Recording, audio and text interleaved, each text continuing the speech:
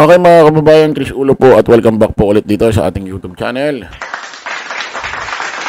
Okay, pag-usapan ho natin itong ako sa totoo lang, suyang-suya na ako sa istoryang to Masyado nang napanis, masyado nang nabulok, masyado nang na-expire ng itong usapin na ito Impeachment trial na to. Kumbaga sa wala nang momentum.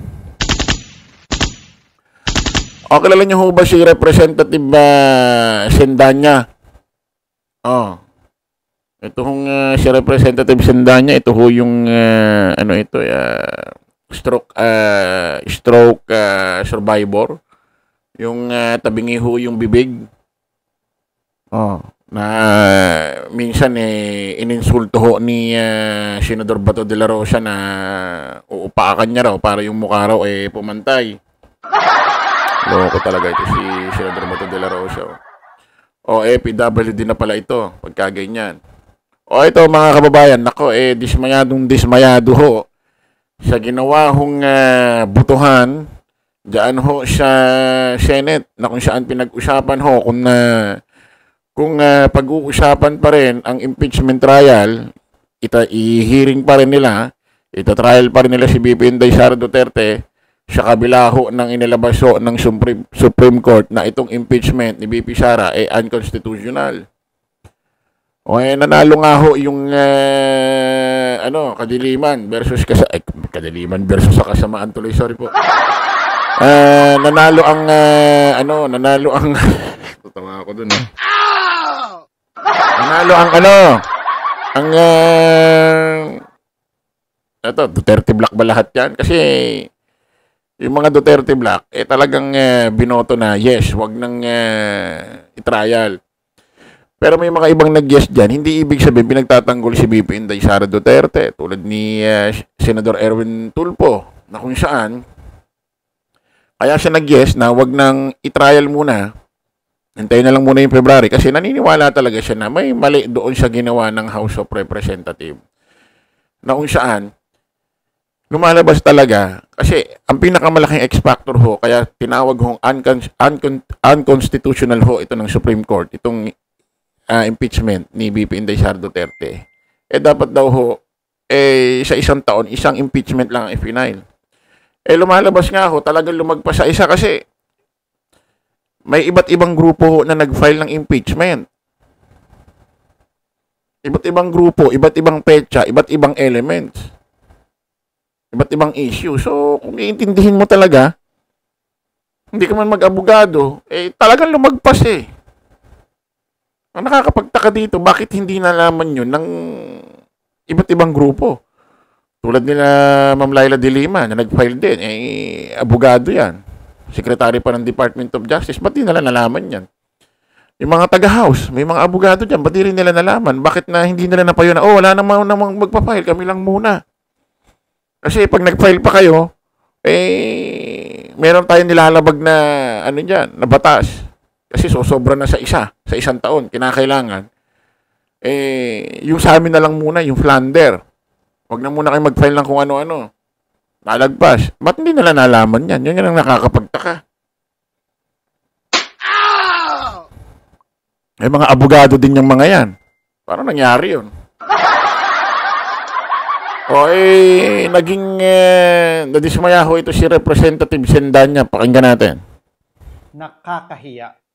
Nakakahiya itong pagmamadali ng Senado. They chose to surrender their independence and willfully abandon their constitutional mandate.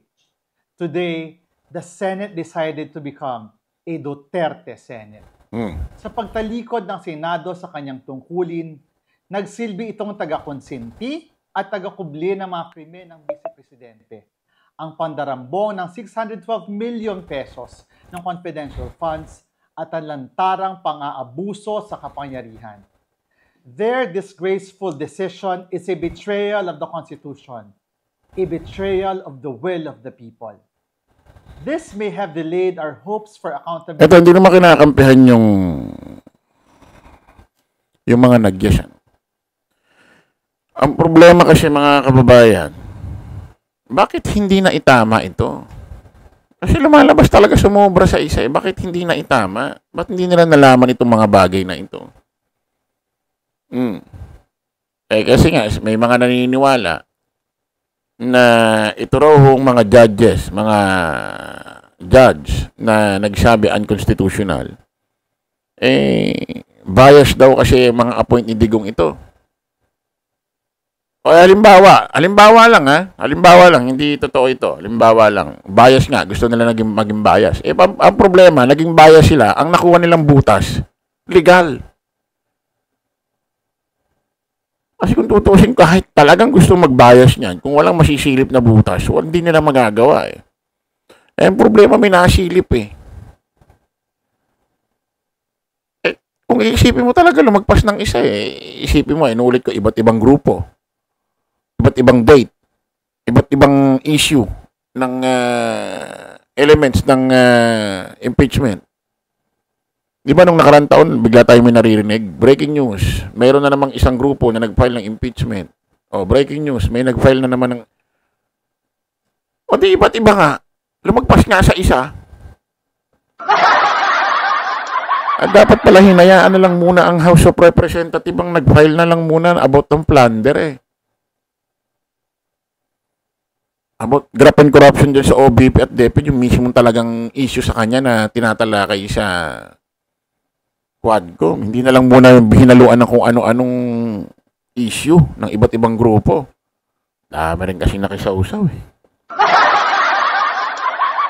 Tuloy natin. Accountability and justice. But it has not ended it.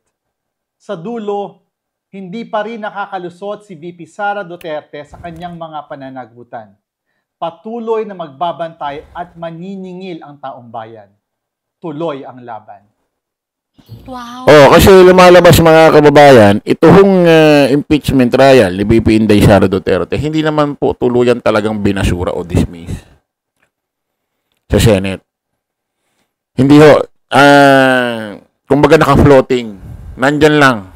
Anytime pwedeng mabuhay. Especially tutungtong ang February ng 2026. At yung inalabas ho na unconstitutional daw, sabi ng Supreme Court, itong impeachment na i-final ho ng House of Representatives ng Kamara at dinala sa Senado.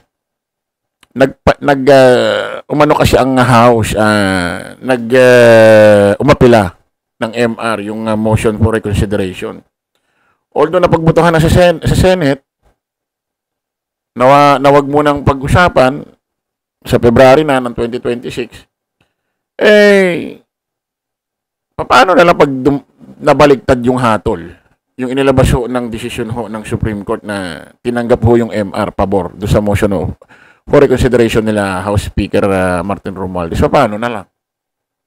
So walang magagawa ang Senate pag inutusan sila. Ganun ba yun? So, ang problema kasi rito mga kababayan, ang dami hong naniniwala na kaya sila natalo nung nakaraang eleksyon 2022, na apektuhan daw sila doon sa ginawa hong pag-aresto kay Digong papunta sa dahig sa ICC sa Netherlands. Kaya nahati daw yung mga boto. February 2026, may mga plano na yan. May mga iba dyan nangangampanya na palihim, although hindi pwedeng gawin yun dahil bawal.